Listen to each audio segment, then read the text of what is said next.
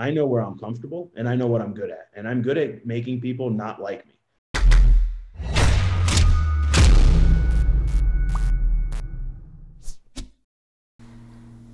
Oh, you guys see that? You see that? I think Chris Van Beard is making a comeback. It's so good to have QT Marshall back on the show. Yeah, that's how you pronounce it, QT Marshall. And when you're done watching this interview, I highly encourage you to check out our first one. It's a deep dive into his life and his goals.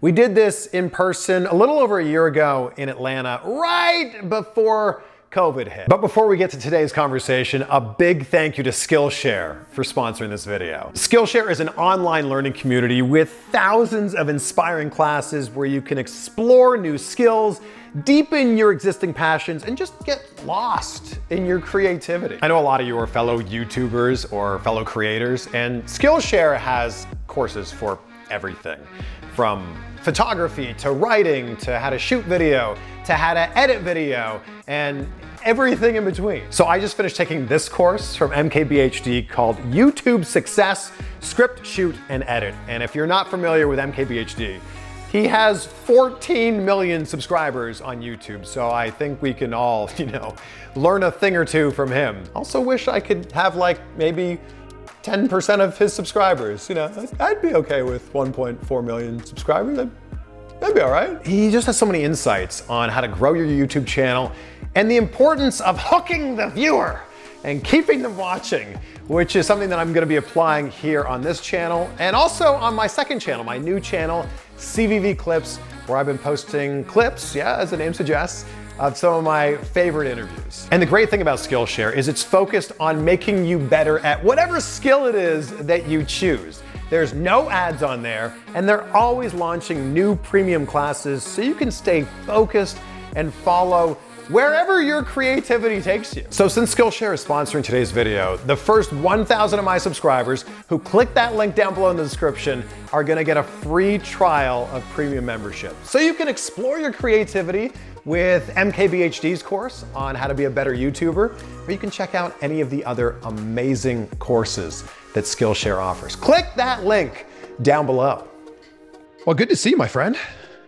Good to see you too. How's it going? Things are great. I was thinking it's been a little over a year since our last interview, which we did in person. That was January of 2020.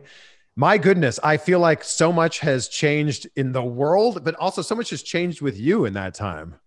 Yeah. Oh yeah. It's been a heck of a year. I mean, unfortunately with, the pandemic happening, which professionally actually was one of the greatest things for me because it gave me the opportunity to really showcase what I could do in the ring, which has led to a lot more opportunities and brings me to, this week, Blood and Guts versus Cody. Yeah. I feel like sitting in front of me right now, you look like a member of the Sopranos family or something. I mean, that's people, I'm Italian from New Jersey. My wife's Italian from New Jersey. I mean, if the shoe fits, you know what I mean? Yeah, right. What would you say has been the biggest change since we spoke, a little bit over a year ago? Obviously, I think it would have to be the fact that I'm almost like a key player now on Dynamite, right? Before I was just doing the backstage thing. I had dipped my toes in wrestling a little bit, but like I said previously, over the past year, I've really been able to prove myself and also kind of take my spot in my own hands, let's put it that way, and take what I feel that I've deserved over the past, 17 years. So where did that shift happen? Was it because of COVID? You guys weren't able to bring in as many different talents. So you kind of like looked within and went, all right, well, let's work with the talent we have then. Yeah. I mean, when the boss asks you to go out there on live TV, because there's not many people that he trusts, that kind of gave me the little bit of confidence, I guess I needed to really start speaking up and asking for more opportunities and stuff like that. So luckily, the one thing in starting with AEW that I didn't have to learn was how to wrestle. I already knew how to do that. And it was just waiting for the right moment and then getting that opportunity and getting the ball and not fumbling. You look so comfortable in this role now being a heel. So, yeah, I mean, I enjoy it. I'm not a meet and greet type of person. The fans, the way they talk to wrestlers through social media, I think Tyson said it's because they know they won't get punched in the face, but I challenge anybody to come to the factory and say what they say to me on Twitter to my face. You know, as long as they sign the waiver, because again, I don't want them to sue me for what we have, but I have no problem putting a fan in their place. You know, they're a fan. That's what they're meant to just cheer and boo. I don't need to hear their opinions on how the show is written and this, that, and the other. Those are critics. You know what I mean? If you're not making money as a critic, keep your mouth shut. Well, there's some old phrase, something along the lines of like, there's no point in taking any criticism from someone in the stands because there's a reason that they're in the stands and you're, you know, the one with the lights on you. Sure, 100%. And I think us wrestlers have given too much power to those people. And, you know, like things aren't going to change. I don't know if anyone's noticed, but I'm on TV every week. That's going to keep going. The ratings are there, as much as people don't want to say it. Internally, we know. So we're going to keep it going. And I enjoy it. I'm good at it. And I'm undefeated in 2021. So there's no point in me not being there. You're right. I mean, the ratings are there, and the ratings, I mean, you guys are now, you have no competition on a Wednesday night. How does that work from a business standpoint for you? I think, you know, it's exciting, one, because there's going to be more eyes on our product, but also that MTV Road Rules Real World thing, man. I didn't even know that was still a thing, but they have one of the top spots on TV every week as well. So we're competing with them as well. So I think we just have to continue to give the best product and get people interested in what we're doing, in our stories, in our characters, and our personalities, and just hope for that each fan is going to continue to watch and tell a friend. Well, the reality is you're up against every other show on television that night. You know, just because NXT is not on Wednesday night anymore doesn't mean you're not competing with 1,000 other shows. Right. Or like last week, the president of the United States. Yeah. It might be, he has a lot of pull. That guy has a lot of name recognition. Exactly. Yeah. So where did this shift happen for your character, and what was the thought process that went into it for you? It was probably right when I started teaming with Dustin, and I saw all the comments and the fans telling me that, I don't deserve to team with Dustin. It should be this person. It should be that person. QT doesn't deserve TV time. Like, wherever they got that from, that's the narrative that I think we told them from the beginning. I think when AEW started, if we presented me as who I am, which is a 17-year veteran, world traveler, guy who busted his ass, who put his time in, we didn't present me as that. We presented me as Cody's coffee gopher and someone that pushed paper and worked behind the scenes and stuff like that. So again, perception is reality. And I think, unfortunately, the perception of me when we first started, I mean, think about the first match I did on Dynamite with Cody, where I was presented as this nobody, as this guy that couldn't do anything. And then we flipped the opinion of the fans by the end of that match. And that was, something that was, that was planned, right? Like, that was something that we knew, okay, if we're going into this with our backs up against the wall, but we want to get QT over, we want me to succeed, right? Because there's no point in going out there if it's not for the best result. And we were able to do that. And then, we didn't capitalize, unfortunately. So little by little, it's been eating me alive inside, that all of my hard work, all the stuff I do backstage, like I said, I mean, there are people that were also presented with these opportunities like, Michael Nakazawa, Brandon Cutler, but they were immediately presented with wrestler and backstage contracts.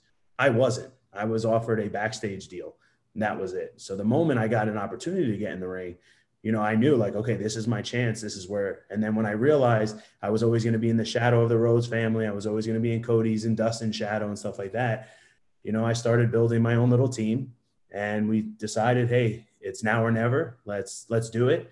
I was able to get Cody to do that exhibition match, and I realized, okay, this is our chance. There's no turning back. There's no apologizing. Let's go full speed ahead and take no prisoners, as they say. I mean, I don't feel like you had to prove yourself to anybody in AEW. Everyone was very aware of the work that you had done and you could do.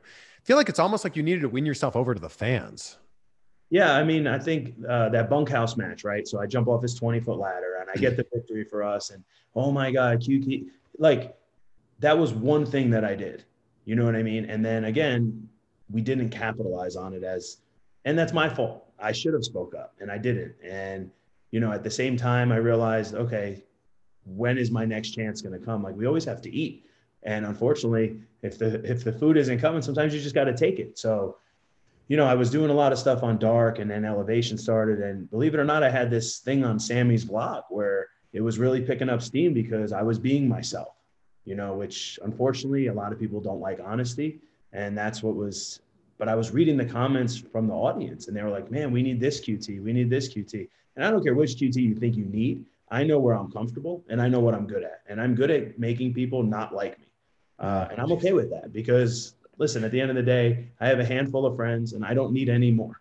You know what I mean? Like there's a lot of acquaintances and I'm okay with that, but I don't need a lot of friends because you'll realize as life goes on that friends really aren't as good as you think they are. They're only good there for what you could do for them. Mm. We spoke at length last time about whether it was QT Marshall or QT Marshall. You said it's QT Marshall, but I feel like we've settled on QT Marshall. So yeah, today we're going to show something I did the other day, and it's Marshall. And I'm going to make sure from this point forward, it's Marshall. I mean, so, what a perfect heel thing to do too. I mean, when we teach wrestling, we teach our students, there's nothing more important than your name, right? Like when you introduce yourself, when you talk to the ring announcer, whatever it is, it's your name. This is what people are going to know you as. And I felt it was immediately disrespectful that the first time I was presented on TV, which was at the Fighter Fest, when I was out there moving the mannequins around, and Excalibur, he called me QT Marshall. And I was like, you know what? But I wasn't in the position to change it. And I wasn't going to fight it at the time because I just wanted to get my foot in the door when it came to the wrestling side. And backstage, they call me by my legal name.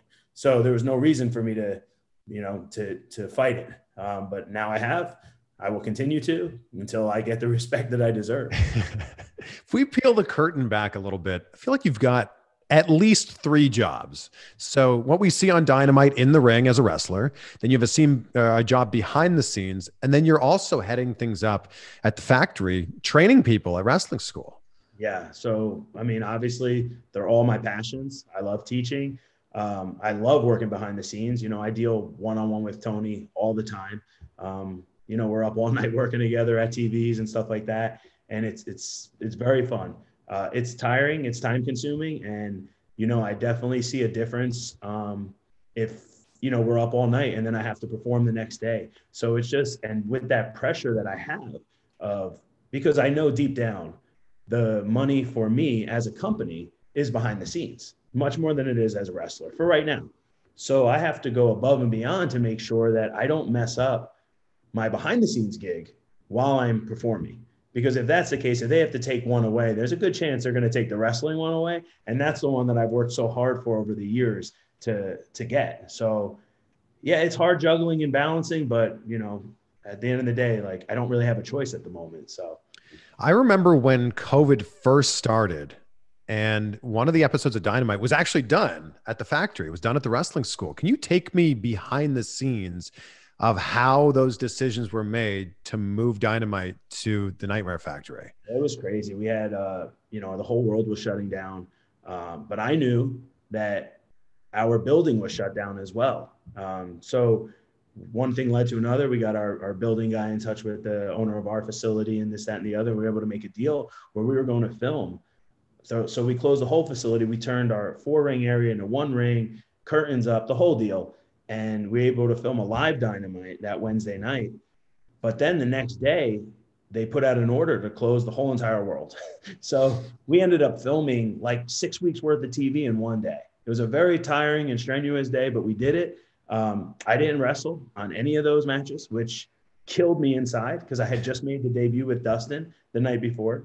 So, but I worked side by side with Tony, and I realized then, and what happened was I saw that setup and I realized like, oh man, I could do this for our facility. And we just aired one of the showcases last night on YouTube on the Nightmare Family channel, which is Cody's students. And but if you look at the setup, it's really cool. It's something that when I was going to wrestling school, I wish we would have had, and we give them the full entire presentation. We teach everything from, working the lights, the music, audio, video, everything you could possibly think of. And it's exciting. So that was really cool how we did it. We almost ended up doing it again for a special shoot, but we ended up going somewhere else. That was for the Sting and Darby cinematic deal. So it's pretty cool. It's good to know that we have that if it's ever needed. And the fact that you guys put that together, look, it looked amazing. Nobody watching would have ever known it was different at all. But the fact that you guys put that together so quickly and it looks so good, like I feel like you should be patting yourself on the back for that. Oh yeah, and our production team is amazing. I mean, I sent them one photo and they were like, "Yep, we could do it." I was like, "Really?" Okay. And then sure enough, I mean, I walked in, I was like, "Oh my goodness, like look at this place," you know? It was super exciting. And like I said, it really gave me inspiration to, over the past, 6 months, spend about $50,000 out of my own pocket just to kind of recreate. I even have our production company building me an entrance tunnel for the guys, so this way they don't just have to walk out in front of a curtain. I want to, a lot of the wrestlers, they might not have a chance to succeed, right? And when I say succeed, I mean make it to a top company. But at least while they're here, they're going to enjoy it. It's going to be like their Disneyland. Someone pointed out last year that you guys had done more shows without a crowd than in front of a crowd on Dynamite. And I kind of went, oh my gosh, wow, that's so true. What do you feel like you've learned from this time being at Daily's Place? So the one thing about wrestling in a wrestling school for the past 16 years is that I've wrestled in front of about, 14 other wrestlers every night training. Yeah. So for me, it was kind of like home, right? But for the big stars, the guys that have only been wrestling in front of big crowds, I'm sure it's a little harder for them. It's nuts. You know what I mean? It really is when you think about it, that we're on TV in front of 1 million people every week. And in the crowd, there's, we have started to have more fans. But at the most 1,000. So that's exciting.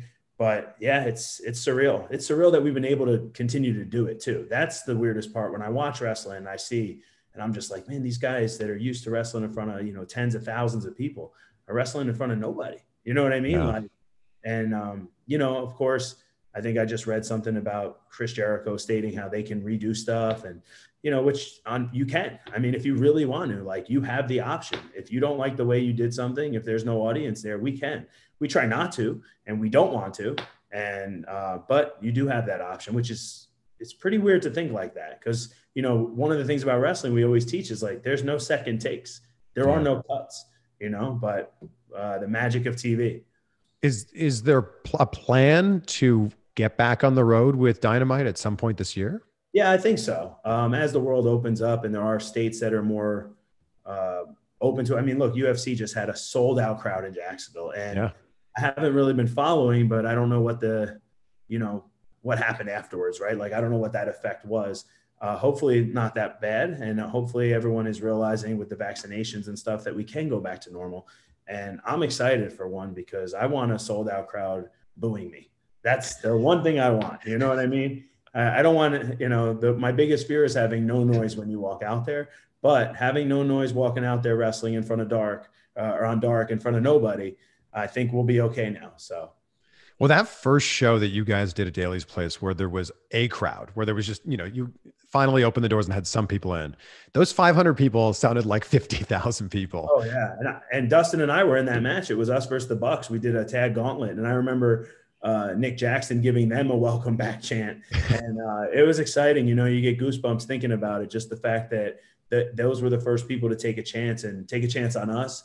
And we were willing to take that chance being outdoors and, 150 degrees out. And it was exciting. Like I said, I'm very fortunate that we work in a company that takes all the safety, liabilities and all this stuff seriously. And we're able to do it. If you could go back like 2 years to when you first started with AEW, what do you wish that you knew then that you know now? That you can work hard and ask for what you want. And if the answer is no, just find out how to get there, right? Like I hope that everyone understands that if you want something, go get it. And sometimes there are going to be people or roadblocks, and you just figure out your ways around them. There's never a such thing as no. And I remember Double or Nothing in Vegas. They wanted to do that big thing with the chips and stuff, right? And Moxley throwing Kenny, and they needed someone to go through this box. And no one else was there. It was myself and the production team. So I have a video of it, me going through and I remember telling a couple of the people there, like, yeah, well, this is worth it for me, because eventually I'm going to ask to wrestle. Like, I knew this in my head the whole time. Okay, I'm going to take this bump. this ridiculous bump at 2:00 in the afternoon, 2 days before the show. And, but eventually it will pay off because I am going to ask to wrestle. And when they tell me no, I'm going to have all of these things that I did. And then when I asked, they just said, okay. You know what I mean? Actually, it was Tony who asked me to wrestle first. But when I asked to wrestle more, it was like, yeah, sure. I was like, oh, really? I was like, yeah. You know, and of course, over time, I started getting more serious with my diet and this, that, and the other, and really trying to present myself not as this nobody. Yeah. And I think people have, like I said, right now, they hate me, which is what I want. Yeah. You know? As long as they keep watching, that's all I care about. Yeah, you're doing a great job at getting people to hate you right now. Yeah, it's not hard. There's a lot of unhappy people in the world, and when you boast about your success, you know what I mean? So take me back to the first time that you met Cody, because obviously that relationship you have with Cody has changed your life professionally and personally. Yeah, it would have been at Center Stage in Ring of Honor in Atlanta. I was backstage. I think I was doing like commentary for Women of Honor. That was part of the deal. And I met him. He, you know, said he was nice. He asked me if I could let Brandy in the back door. And then Punishment Martinez, Damian Priest, had told him that I had a facility because if Brandy wanted to train. So he started bringing Brandy by. And one thing led to another. And, you know, he needed the facility a lot for All In. And, you know, one thing led to another. He realized, then he saw the documentary and, you know, he saw someone with passion and, you know, he needed a little bit of help as someone that could work behind the scenes with him and had the same vision. And, you know, one thing led to another. And then when AEW started, he was presented with the opportunity to have an assistant. And I remember him asking me and telling me what I was going to make and thinking Jesus, no, just ask me to wrestle. I'll still do all of that stuff. You know what I mean? I just want to wrestle, but I didn't want to ruin anything I had. So, you know, I did it. Right. And then, yeah, one thing led to another, but then I realized I'm always going to be known as Cody's guy. And that's not what I want. That's not what I want.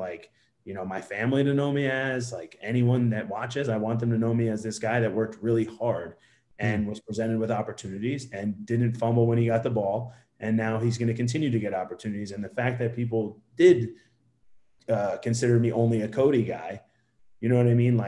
Hopefully they're eating their words now because on Wednesday, I'm going to beat Cody in the middle of the ring and I'm not going to have to worry about that ever again. The biggest thing that stands out for me about QT and about Michael is that when someone gives you the ball, you run with it. You take those opportunities and you run with it and you make the most out of those situations. Yeah. I mean, you know, I don't have a college degree, right? So this is all I have. This is all I'm good at. And I say that to everybody, I'm not good at a lot of stuff. Let me have this. Let me have wrestling. So I know that there's a lot of people that are okay with settling and I'm not. I want to go down as the best trainer, as the best behind the scenes worker, as one of the best in-ring performers. I want it all.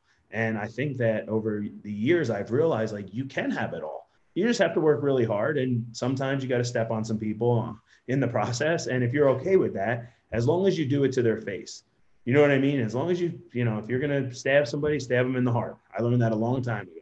Don't stab them in the back, just stab them in the heart and tell them why you're doing it. And I've been doing that and it all leads to Wednesday, right? Yeah. If somebody watching this wants to train with you at the Nightmare Factory, what do those steps look like? We have an application process that, you know, myself. Are you always taking applicants? Yeah. Because we do camps every 12 weeks. Okay. And the reason for the camps is just to give them an introductory lesson into wrestling, teach them the basics, and then hopefully use our name and, you know, stay in our shadow. No, you know, use that and hopefully go out there and wrestle. The only way you're going to learn to wrestle is by wrestling. Yeah. So you give them, you know, the basics with the strength and conditioning, nutrition, everything that you could possibly need to succeed in wrestling. And then it's a matter of them taking the ball and running with it. You know, there's people that have came from our camps that have been on dark so far, and there's people that have come from our camps that we've never heard of, or we're never heard from since. And that's on them. You know, the last thing that Cody, myself, or any of the other coaches are going to do is just, you know, call these kids up. If they want opportunities, they have to go grab them. And they're there for everybody. And that's kind of the one thing that we really try to explain is, you know, be a good person and, you know, go for what you want. So if someone walks in the door with zero experience after those 12 weeks, would you be comfortable putting them in a match?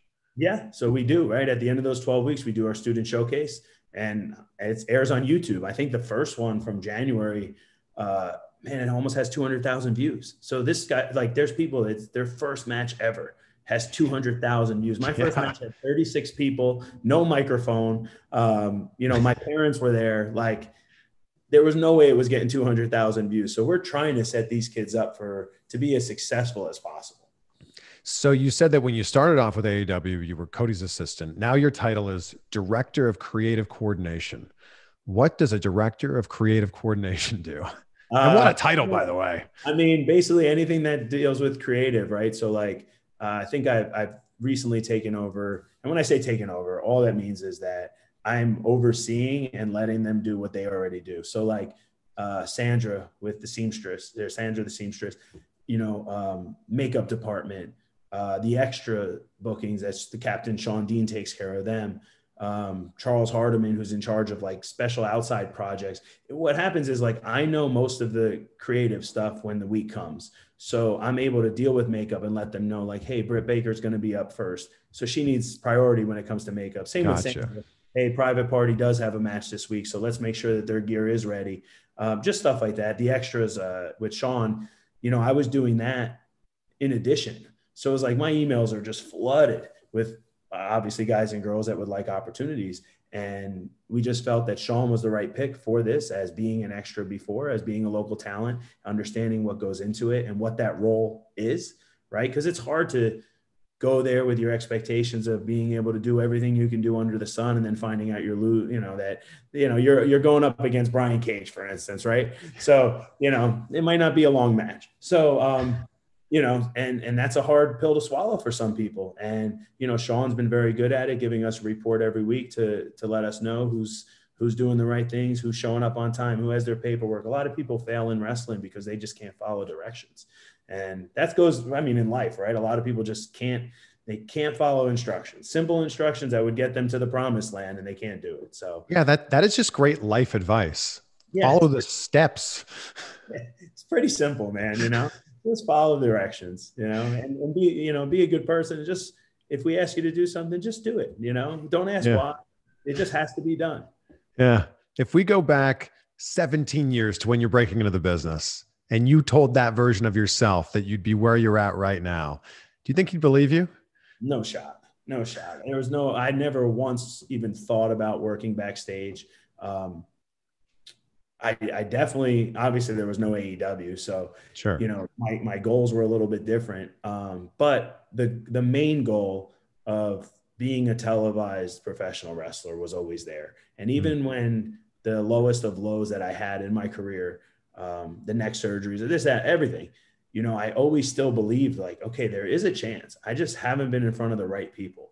You know what I mean? That's what I always thought it came down to. I just need to get in front of the right person, because I'm not I don't pass the blind date test, is what I, say to my wife all the time. As a wrestler, when I walk out of the curtain, it's not something that you're going, oh my God, I got to see what this person's going to do. Over time, you understand what I'm good at. You understand, oh, wow, this guy, again, he doesn't fumble. You know what I mean? Like, everything he does, because I trained 4 nights a week still to this day for this. So, now I would love for when I walk out of the curtain for people to, oh my God, I got to see what he does, which is why I've surrounded myself with the factory. You know what I mean? You have Nick Camarado, Anthony Agogo, and Aaron Solo, who are all phenomenal looking athletes. Now people watch, so it sometimes you just got to present it the right way and build your little army. Look, I want to be super respectful of your time, because you have 3. Well, we listed 3 jobs. You're also a husband. So I guess you have 4 jobs. Husband is the most important, right? Well, yes, for sure. But I end every interview talking about gratitude. And I feel like, that just seems to be like oozing out of you with everything you're saying today. But I'm curious, what are 3 things in your life that you're grateful for as you sit here right now? One, my health. I have had a second chance at performing.